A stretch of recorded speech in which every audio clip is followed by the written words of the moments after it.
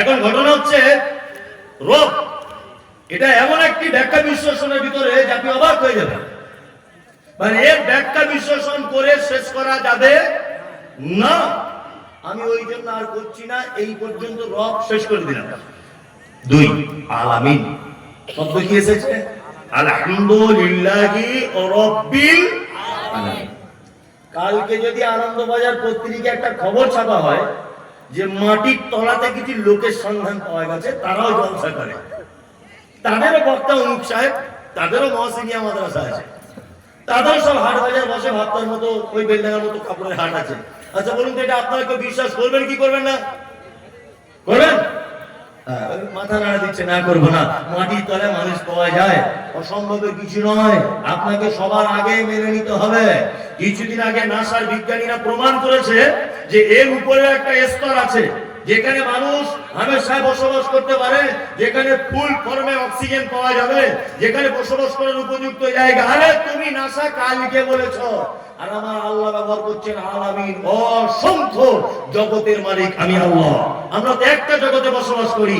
মাটির তলাতে লোক থাকতেও পারে, উপরেও থাকতে পারে, কোথায় থাকতে পারে, সমুদ্রের তলাতেও থাকতে পারে, বিশাল গভীরেও থাকতে পারে। পারে কি পারে না? আমরা মুসলিম হিসাবে এটা ঈমান রাখবো, আলামিন অসংখ্য জগতের মালিক কে? আল্লাহ। হয়ে গেল একটা আয়াত, হলো প্রায় 1 ঘন্টার কাছাকাছি হয়ে গেল। 7টা আয়াত, অনেক সময় লেগে যাবে। আমি আর দুটো একটা আয়াত বলি। এক, তারপরে বলি আর রহমানির রহিম, তাই না? রহমান মানে কি? দয়ালু। আর রহিম মানে দয়ালু। রহিম মানে কি? দয়ালু। দয়ার ডিফারেন্সটা বলছি, শুনে নেবেন। এক, আমি মহসিনিয়া মাদ্রাসায় 20,000 টাকা দান করেছি। আচ্ছা, আমাকে মানুষ কি বলবে? দানি, তাই না? আচ্ছা, এই ভাই করেছেন 1 লাখ, ওনাকে কি বলবেন লোক? দাতা। দানি নয়, দাতা। আর একজন করেছেন 1 কোটি, ওনাকে কি বলবেন? দানবীর। হাজী মোহাম্মদ মহসিনকে কি বলা হয়? দানবীর, তাই না? তাহলে দানি, দাতা আর দানবীর, তাই না? ও রহমান, এই রহমানটা এমন এক দয়া যে দানবীরের মতো, যার দানের বা যার দয়ার কোনো শেষ নাই। এবং এই দয়াটা এমন এক দয়া যে কোনো বিনিময় ছাড়া তিনি দয়া করেন। আমি গ্রামের পঞ্চায়েত ভাবতাম, আমি এখন রানিং পার্টি করি তৃণমূলে, ধরে না। এখন ঘর এসেছে 20টা, ইন্দিরা আবাসনের ঘর 20টা এসেছে। আচ্ছা বলুন তো, আমি ঘরগুলো বেছে বেছে আমার তৃণমূলের লোকদেরকে দেবো না কংগ্রেসের লোকদের দেবো? কোনটা? কারণ আমি জানি ও আমার দলে খেটেছে, আমাকে ভোট দিয়েছে, ঘর ওকে দিতে হবে। ও আমার পার্টির বিরোধিতা করেছে, ওকে দেবো? হ্যাঁ, আল্লাহ সুবহানাহু ওয়া তাআলা বলছেন আমি এইরকম দয়া করি না। আমায় ভোট দিয়েছে বলে আমি ঘর দেবো, এরকম দয়া আমি করি না।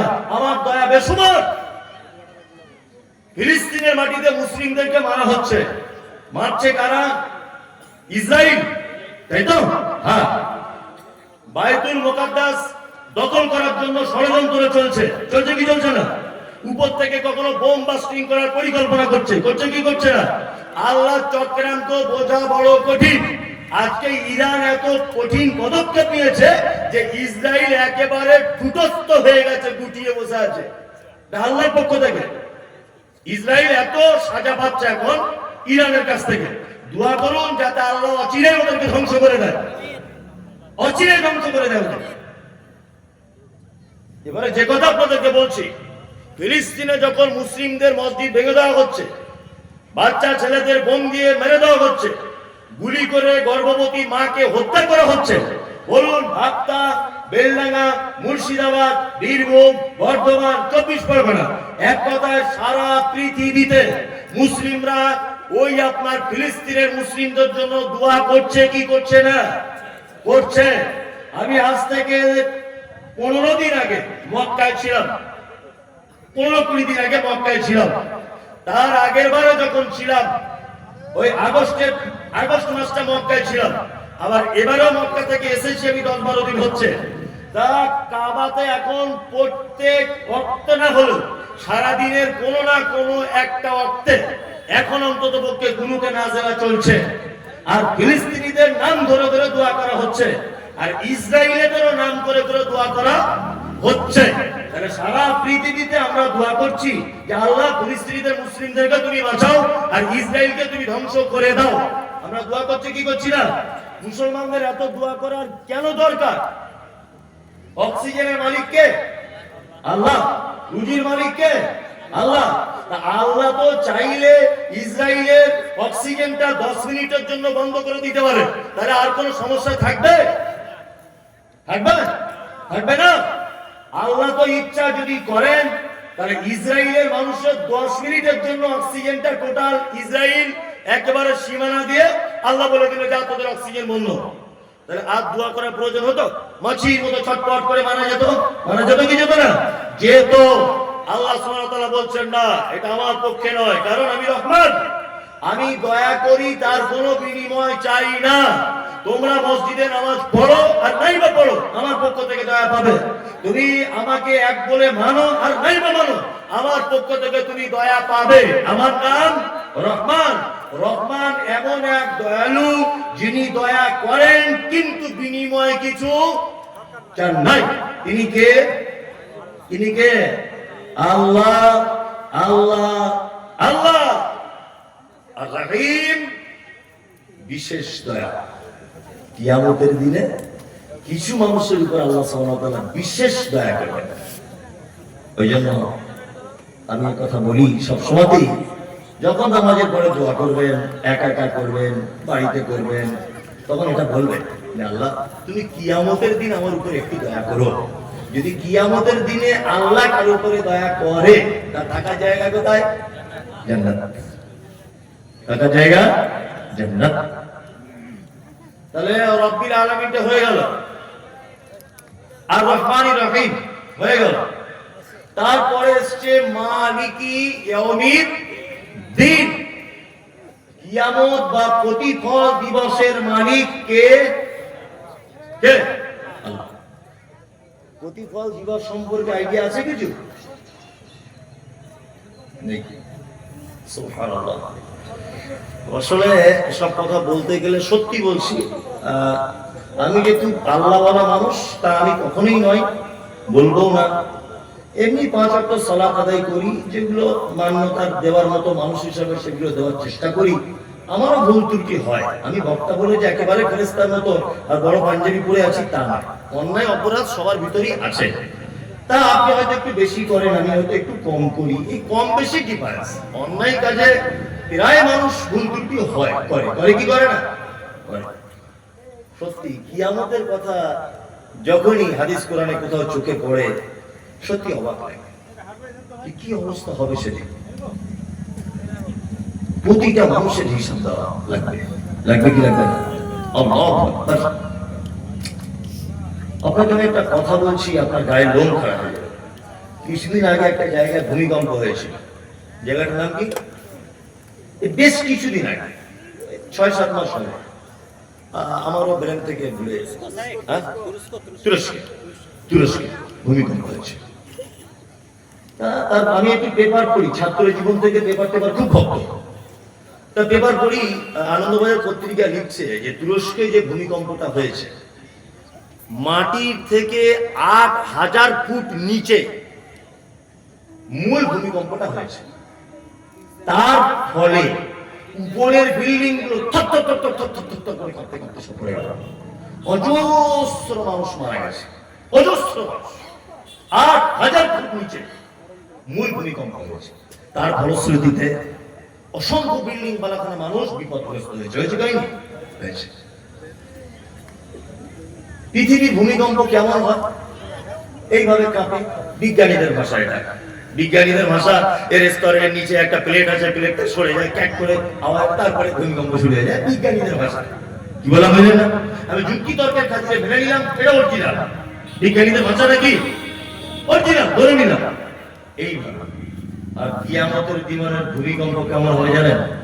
আল্লাহ বলছেন ইজা জুলজিলাতিল আরযু জিলজালাহা ওয়া আখরাজাতিল আরযু আসকালাহা। কিয়ামত দিবসের ভূমিকম্প বড় কঠিন। ওয়া আখরাজাতিল আরযু আসকালাহা, মাটির তলায় থাকা বস্তু ভারী জিনিসগুলোকে উপরে তুলে দেওয়া হবে। ঢালাই মেশিনে মাল মশলা মাখা দেখেছেন? বালি দিল, সিমেন্ট দিল, পাথর দিল, উপরের মাল নিচে, নিচের মাল উপরে। কিয়ামতের দিনে একদম ঢালাই মেশিনের মতো কিয়ামত শুরু হয়ে যাবে। চিকিৎসা বিজ্ঞানীরা বলছেন যে পৃথিবীতে নারী আর পুরুষের ভিতরে সব থেকে বেশি ক্ষমতাশীল, ধৈর্যশীল তার নাম নারী। পুরুষ বেশি ক্ষমতা রাখে না নারী? নারী। ধৈর্য বেশি কার? নারী। বিজ্ঞানের ভাষাতে হচ্ছে এই যে আপনি যদি একজন মহিলাকে, আপনি যদি একটা পুরুষকে, যদি এই লোকটাকে আমি একটা ঘুষি মারি এই জায়গাটাতে, আবার ঘুষির ওজন যদি 50 ডিগ্রি পর্যন্ত থেমে যায় তাহলে লোকটা বেঁচে যাবে। আবার ঘুষির ওজন যদি 50 থেকে 52 ডিগ্রি যদি চলে যায় এই লোকটা যখন তখন মারা যেতে পারে। বিজ্ঞানীদের ভাষা, একটা ঘুষির ওজন যদি 56 ডিগ্রি পর্যন্ত যদি পৌঁছে যায়, একজন মহিলার গায়ে যদি আঘাত করা হয় আর সে আঘাত যদি 56 ডিগ্রি পর্যন্ত যদি পৌঁছে যায়, অনায়াসে একজন মহিলা জীবিত থাকবে, তার কোনো রকমের অসুবিধা হবে না, কোনো অসুবিধা হবে না। তার মানে একটা পুরুষ ক্ষমতা সহ্য করতে পারে 50 ডিগ্রি পর্যন্ত, কিন্তু একটা নারী ক্ষমতা সহ্য করতে পারে কত ডিগ্রি? 56 ডিগ্রি। চিকিৎসা বিজ্ঞানীদের মন্তব্য হচ্ছে এই যে একটা মহিলার নরমালে বাচ্চা জন্ম দিতে গিয়ে যে কষ্ট হয়, এই কষ্ট যদি কোনো পুরুষ মানুষের হতো তাহলে শতকরায় 83% পুরুষ মানুষ মৃত্যুবরণ করত। শতকরায় 83% মানুষ মৃত্যুবরণ করত পুরুষ মানুষ। কিন্তু মহিলা বলেই নরমালে বাচ্চা জন্ম দেওয়ার পরে বেঁচে থাকা সম্ভব। আল্লাহ তাকে ওইভাবেই বানিয়েছে। এবার কোরআনের ভাষা দেখুন কিয়ামতের মাঠ কেমন। আল্লাহু আকবার। আল্লাহ তাআলা বলছেন ইয়াউমা তারাউনাহা তাযহালু কুল্লু মুরজিআতিন আম্মা আরজাআত ওয়া তাদাউ কুল্লু যাতি হামলিন হামলাহা ওয়া তারান নাসা সুকারা ওয়া মা কুম বিসুকারা ওয়ালাকিন আযাবাল্লাহি শাদীদ। কিয়ামতের মাঠে একজন মা, গর্ভবতী মা, তার পেটে বাচ্চা থাকবে, বাচ্চা নিচের দিক দিয়ে পড়ে যাবে, মা বুঝতে পারবে না যে বাচ্চা কি হলো। পৃথিবীর সব থেকে বেশি ভালোবাসে মা তার সন্তানকে। কিয়ামতের মাঠে একজন সন্তান তার মায়ের আঁচল ধরে বলবে, মা একটু দুধ পান করাও, পিপাসায় কলিজা ফেটেছে, একটু দুধ দাও। মা সেদিন তার বাচ্চাকে দুধ পান করাতে ভুলে যাবে। মানুষগুলিকে দেখতে পাওয়া যাবে, মানুষ মদ পান করার পরে যেমন তার কোনো হিতাহিত জ্ঞান থাকে না, সে বউকে খালা বলে ডাকছে, বাপকে চাচা বলে ডাকে, কোনো হিতাহিত জ্ঞান থাকে না, কোথায় কি করে। কোথাও বাস স্ট্যান্ডে দাঁড়িয়ে গিয়ে বলছে রোড আমার বাপের, কোথাও অন্যজনের সাইকেল চালিয়ে বলছে এটা তো আমারই সাইকেল, তার কোনো হিতাহিত জ্ঞান থাকে না। আল্লাহ সুবহানাহু ওয়া তাআলা বলছেন মানুষকে সেই দিন কিয়ামতের মাঠে দেখা যাবে তার কোনো হিতাহিত জ্ঞানই নেই। ওমা হুম বিসুকারা, আল্লাহ বলছে অথচ তারা কেউ মদ পান করেনি। ওয়ালাকিন আযাবাল্লাহি শাদীদ, আমার কঠিন আযাবের ভয়ে কিয়ামতের মাঠে মানুষ মাতালের ন্যায় অভিনয় করবে, মাতালের ন্যায় হয়ে যাবে, মাতালের ন্যায় মানুষ দিশেহারা হয়ে যাবে, হিতাহিত কোনো জ্ঞান থাকবে না। এর নাম কিয়ামতের মাঠ। প্রতিটা নবী, মুহাম্মদ সাল্লাল্লাহু আলাইহি ওয়াসাল্লাম বাদ দিয়ে, নবী মুসা ইয়া নাফসি, নবী ঈসা ইয়া নাফসি, নবী ইয়াহইয়া ইয়া নাফসি, নবী ইব্রাহিম ইয়া নাফসি, নবী জাকারিয়া ইয়া নাফসি, নবী নূহ ইয়া নাফসি, সমস্ত নবীগণ কিয়ামতের মাঠে ইয়া নাফসি ইয়া নাফসি। একজন নবী বাদ দিয়ে, তিনি কে? মুহাম্মদ সাল্লাল্লাহু আলাইহি ওয়াসাল্লাম। ইয়া উম্মতি ইয়া উম্মতি ইয়া উম্মতি। আল্লাহ আমার উম্মতের কি হবে? আল্লাহ আমার উম্মতের কি হবে? আমার উম্মতের কি হবে? বিচার এই দিবসের মালিক কে? কে? আল্লাহ। আল্লাহ মালিকই আল্লাহ। এই ইয়াউমুদ্দিনের অনেক ব্যাখ্যা করা হয়েছে বিভিন্ন তাফসীরে, ওগুলো বলতে গেলে সময় পাওয়া যাবে না।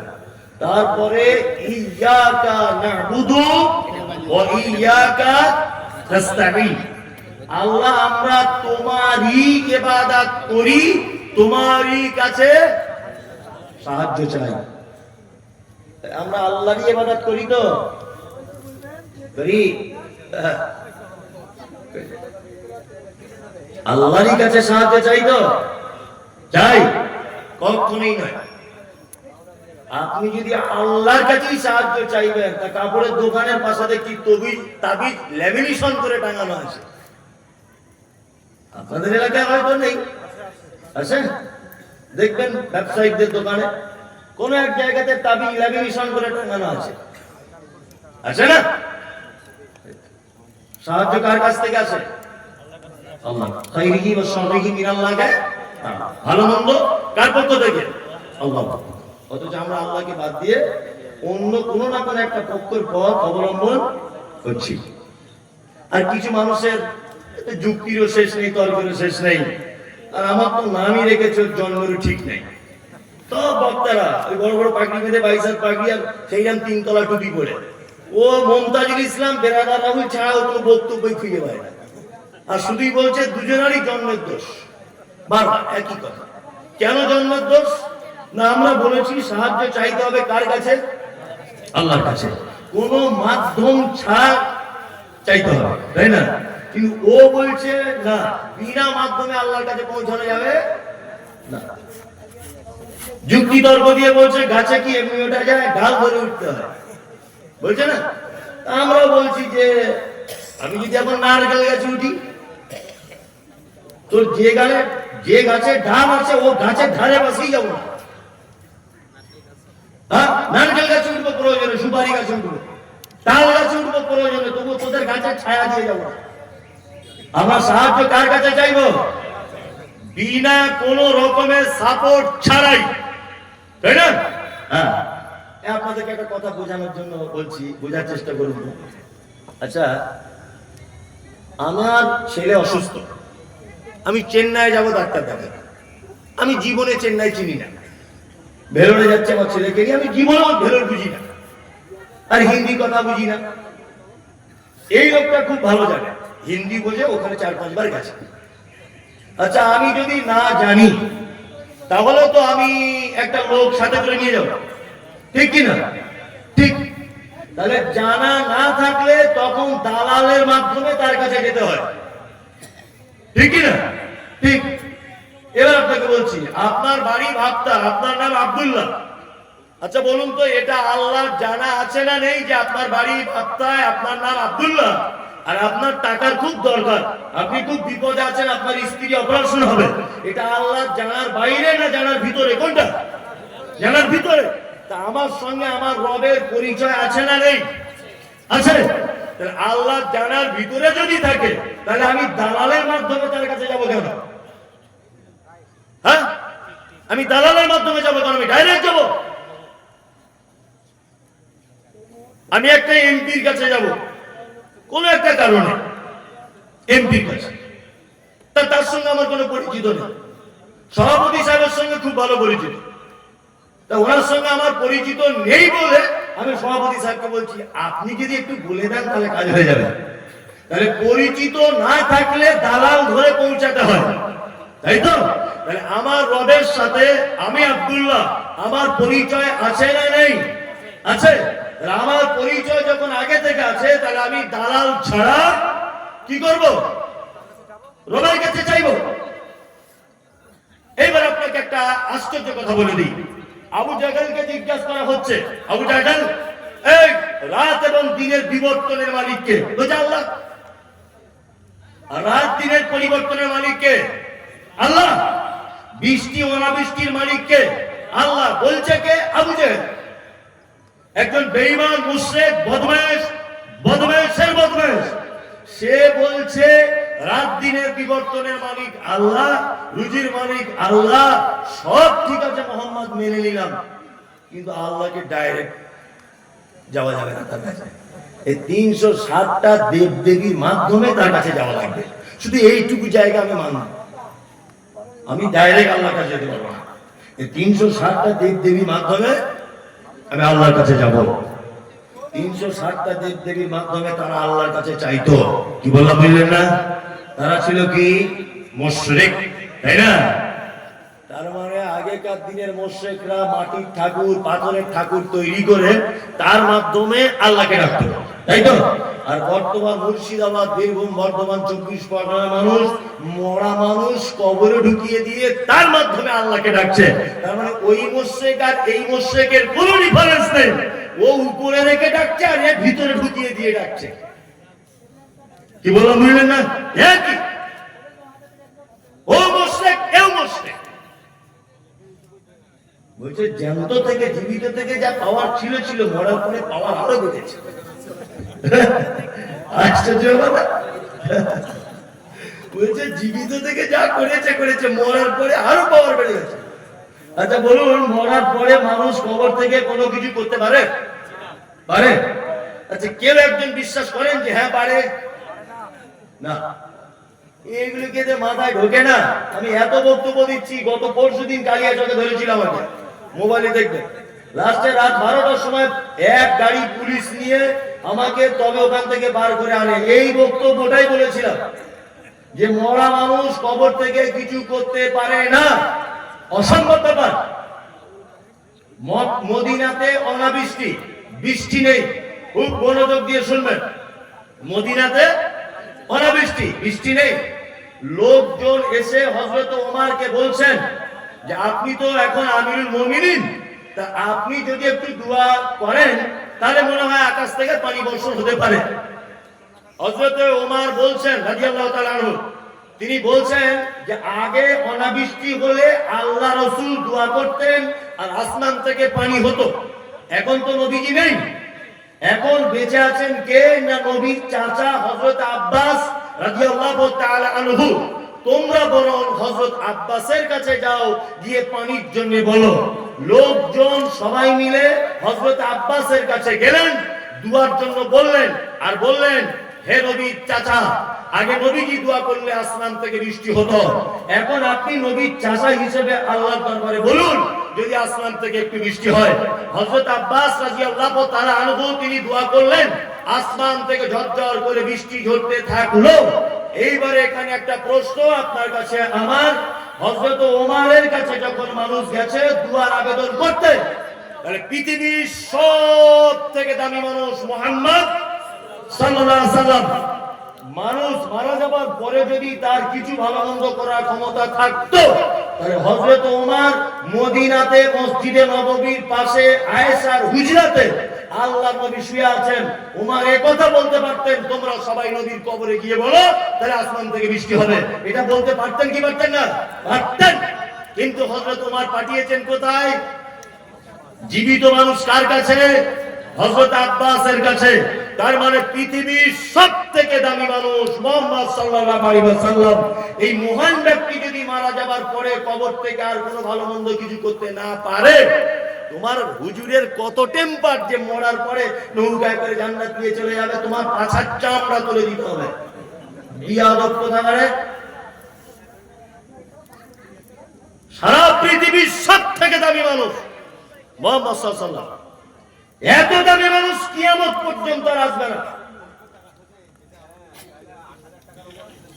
এই মানুষ যদি মরার পরে সেই মানুষের বা সেই নবীর কবরে যদি ভালো মন্দ যদি চাওয়া না যায়, তোমার পীর সাহেব কত দামি লোক যে তার কবরে চাইতে হবে। আর একটা কথা বলে যাচ্ছি, শুনে রেখে দেন। সারা পশ্চিম বাংলাতে যত মাজার আছে, এই মাজারের 80% 90% মাজারে মাল করি কিছু নেই, পুরো ভুয়ো, এমনিতেই করে রেখে দিয়েছে। কি বললাম বুঝলেন? আপনাকে একটা দৃষ্টান্ত পেশ করছি, শুনে রেখে দেন। উত্তর 24 পরগনায় হাড়োয়া বলে একটা জায়গা আছে, কেউ নাম শুনেছেন? হাড়োয়া শুনেছেন নাম? বসিরহাট লাইনে হাড়োয়া।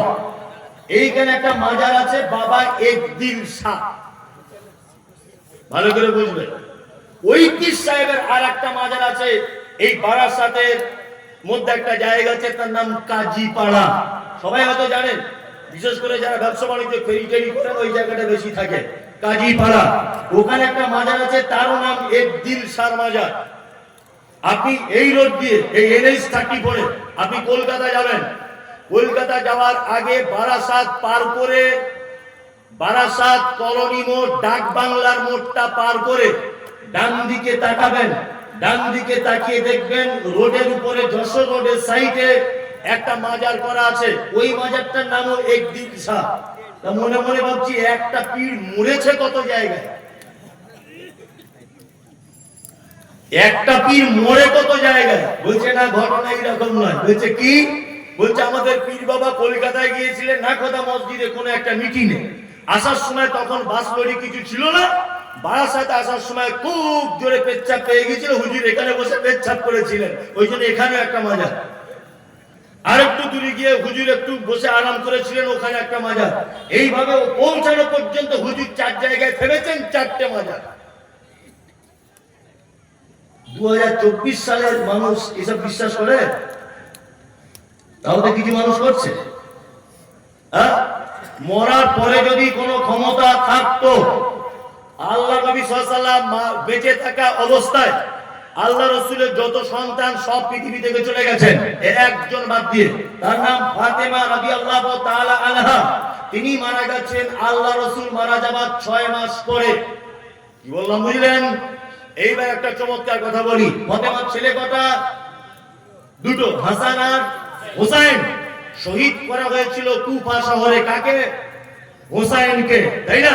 আল্লাহ রাসূল নাতিকে খুব বেশি ভালোবাসতেন কি বাসতেন না? বাসতেন। তা যখন কুফা শহরে, বাগদাদের কুফা শহরে হুসাইনকে হত্যা করা হচ্ছে, তার আগে নানা একটু কবর থেকে বলে দিতে পারেননি, ওই হুসাইন ওখানে যাসনি ভাই, ওখানে গিয়ে তোকে হত্যা করে দিবে? এটা নবীজি বলতে পারতেন কি পারতেন না? পারতেন। কিন্তু তিনি বলেছিলেন ইয়েস নো, বলেননি। তার মানে নবীজি যদি নিজের নাতি হাসানকে আগে থেকে যদি সাবধান না করে দেয়, তাহলে তোমার পীর সাহেব কত দামি যে কবর থেকে তোমার উপকার করবে। আল্লাহ নবী সাল্লাল্লাহু আলাইহি ওয়াসাল্লামের সাহাবী নাম তার হযরত ওমর। আল্লাহ রাসূল যে ওমরের ব্যাপারে বলেছেন, আমি মিরাজের রাত্রিতে গিয়ে জান্নাতে একটা সুন্দর বিল্ডিং দেখলাম। আমি জিজ্ঞাসা করলাম বিল্ডিংটা কার? তা জিবরিল আমিন বলছেন এটা হযরত ওমরের বিল্ডিং। কার বিল্ডিং? হযরত ওমরের বিল্ডিং। এটা এত সুন্দর বিল্ডিং। আল্লাহ রাসূল ওমরকে খুব বেশি ভালোবাসতেন। রাসূল সাল্লাল্লাহু আলাইহি ওয়াসাল্লাম বলেছেন, আমার পরে যদি কেউ নবী হয় হতো কে? হযরত ওমর। উনি ছিলেন বিচক্ষণ একজন সাহাবী, তাই না? হযরত ওমরের রায়ের ব্যাপারে আয়াত পর্যন্ত অবতীর্ণ হয়েছে মুনাফিকদের জানাজার সালাত সংক্রান্ত সূরা তাওবাতে। কি বললাম বুঝলেন? হযরত ওমর সব থেকে আল্লাহ রাসূলকে বেশি ভালোবাসতেন, তাই না? হযরত ওমরকে মারা হয়েছিল কোন অবস্থায় জানা আছে? নামাজ সালাতরত অবস্থায় পিছন দিক দিয়ে তার পেটে ছুরি ঢুকিয়ে দেওয়া হয়েছিল। তা আল্লাহ রাসূল একবার খবর থেকে বললেন, ওমর তোমাকে আমি খুব ভালোবাসি, আমি তোমার জন্য জান্নাতে একটা ঘর দেখে এসেছি ওমর, তুমি নামাজ পড়তে যেও না, এখনই তোমার পেটে ছুরি ঢুকিয়ে দেবে। এটা আল্লাহ রাসূল বলতে পারতেন না? পারতেন, কিন্তু তিনি বলেননি। তার মানে পৃথিবী থেকে মানুষ মারা যাওয়ার পরে তার আর ভালো মন্দ কোনো কিছু করার কোনো ক্ষমতা থাকে না।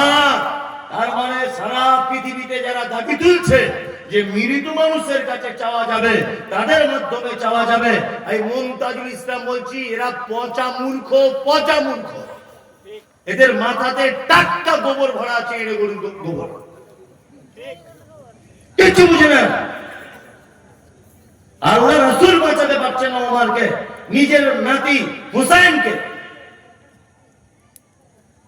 কি আশ্চর্য ব্যাপার! বলছি অমুক জনের ওসিলা দিয়ে দোয়া করতে হবে। হ্যাঁ, ওসিলা দিয়ে দোয়া করুন। আপনি আপনার ভালো কাজের ওসিলা দিয়ে কি করতে পারেন? দোয়া করতে পারেন। ওই যে 3 জন লোক পাহাড়ের ভিতরে আটকে গেছে, গুহার ভিতরে উপরে একটা পাথর এসে ঢেকে দিয়েছে, শুনেছেন না? হ্যাঁ, বনী ইসরাঈলের ঘটনা। হ্যাঁ, তারা কি করে উদ্ধার হলো? একজন আরেকজনকে বলছে, ভাই যদি জীবনে কোনো ভালো কাজ করে থাকো তাহলে একবার আল্লাহকে স্মরণ করো, আল্লাহ নিশ্চয়ই ভালো করে দেবে। একজন বলছেন যে আল্লাহ আমার চাচাতো বোন অপরূপ সুন্দরী, সে আমাকে জেনার জন্য আহ্বান করেছে, আমি সেই কাজে আগিয়ে গিয়েও আমি বলেছি না আমি করতে পারবো না, আমি আল্লাহকে ভয় করি। পাথর একটা পাট ফাঁক হয়ে সরে গেল। তার মানে আপনি যদি কখনো বিপদে পড়েন আপনার নিজের কিছু ভালো আমলের কথা আপনি আল্লাহর কাছে পেশ করতে পারেন। আপনি বিপদে পড়েছেন, আপনি এরকম ভাবে বলুন, আল্লাহ মহসিনিয়া মাদ্রাসায় মমতাজুল প্রধান বক্তা হিসেবে এসেছিল, সেদিন আমি 10,000 টাকা দান করেছিলাম, এটা শুধু তোমার জন্য করেছিলাম। তুমি যদি আমার এই বিপদ থেকে বাঁচাও, তাহলে এই দানের বিনিময়ে তুমি আজকে আমার উপর একটু দয়া করো। এইটা আপনি বলতে পারেন, কোনো সমস্যা নেই। কিন্তু আপনি যদি বলেন অমুক জায়গার হুজুরের ওসিলা দিয়ে আল্লাহ ক্ষমা করে দাও, ক্ষমা তো হবে না, মরার পরে চামড়া তুলে দিবে। কি বলা বললেন না? একদম নয়, খুব সাবধানে থাকবেন।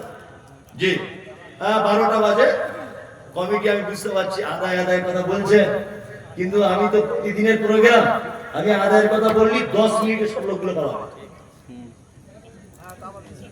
এটা আমার প্রতিদিনের কাজ, কারণ সবাই তো জানে প্রধান বক্তা শেষ, এরপরে আর কেউ নেই, আদায়ের কথা বলছি চল বাড়ি। বরঞ্চ আমি সাপ ব্যাং যাই বলছি, লোকগুলো বসে আছে। হ্যাঁ, আর একটুখানি বলে দিই 2-4 মিনিট, তারপরে আদায়ের কথা বলছি। 2-4 মিনিট আমাকে কমিটির পক্ষ থেকে সময় দেওয়া হবে। তাহলে এতক্ষণ পর্যন্ত আপনাদেরকে বললাম ইয়াকা নাবুদু ওয়া ইয়াকা নাস্তাঈন। আমরা ইবাদত শুধু কার জন্য করব? আল্লাহ। আর সাহায্য শুধু এককভাবে কার কাছে মাধ্যম ছাড়া চাইবো? আল্লাহর কাছে। ইহদিনাস সিরাতাল মুস্তাকিম। আল্লাহ তুমি একটু আমাদের সহজ পথ দেখাও। কেমন সহজ পথ? সিরাতাল লাযিনা আনআমতা আলাইহিম, তুমি যাদের উপরে রাজি হয়েছে, খুশি হয়েছে, গায়রিল মাগদুবি আলাইহিম ওয়ালা দাল্লিন, তাদের কথা আমাদেরকে চালিয়ে দিও না। যাদের উপরে তুমি অখুশি, যাদের উপরে তুমি রেগে আসো, যাদের পথ ভ্রষ্টতা, আল্লাহ তুমি সেই পথ আমাদেরকে চালিত করো না। এরপর আমরা কি বলি? আমিন।